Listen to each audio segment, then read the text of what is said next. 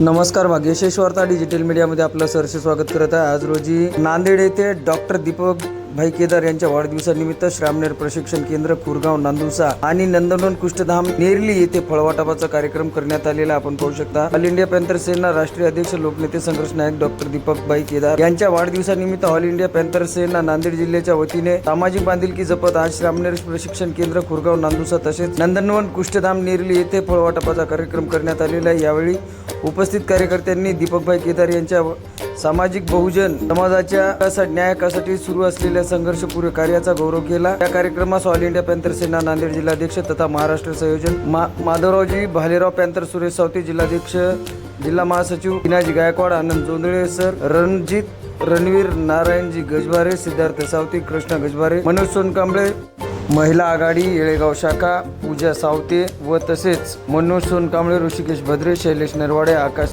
इत्यादी कार्यकर्ते उपस्थित होते। राष्ट्रीय अध्यक्ष संघर्ष नायक दीपक भाई केदार यांचा वाढदिवस आहे।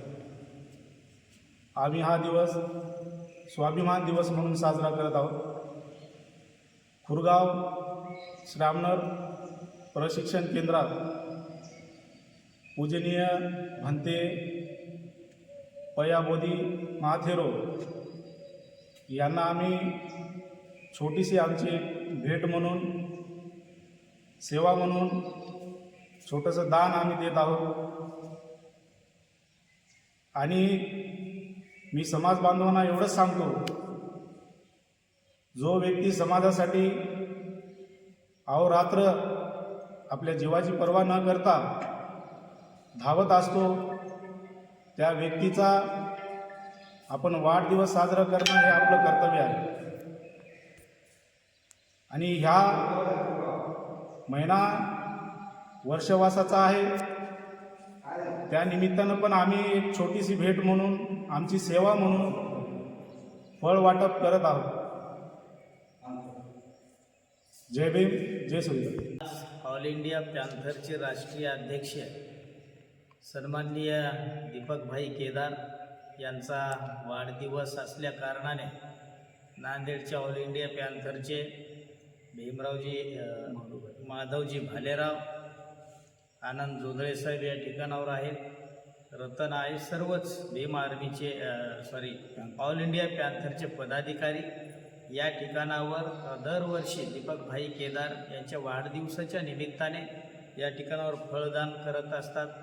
जे काही आधी दुसरे दान असते वृक्षारोपणाचंही मागच्या वर्षी त्यांनी कार्यक्रम चांगला या परिसरामध्ये घेतला।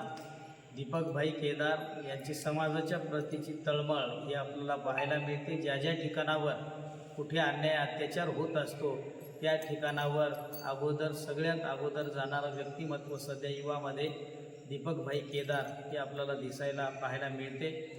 बऱ्याच ठिकाणावर काही ध्वज काढण्यात येतात, काही ठिकाणावर मारहाण होत असते। समाजाला जागृत करण्याचं काम दीपक भाई केदारकडून होत आहे। अन्याय अत्याचाराला वाचा फोडण्याचं काम दीपक भाई केदार हे करत आहेत।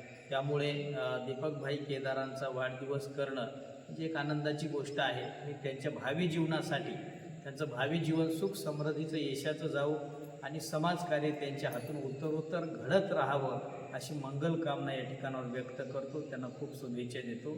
मंगल हो, सर्वांच्या प्रती मंगल भावना व्यक्त करतो। धन्यवाद।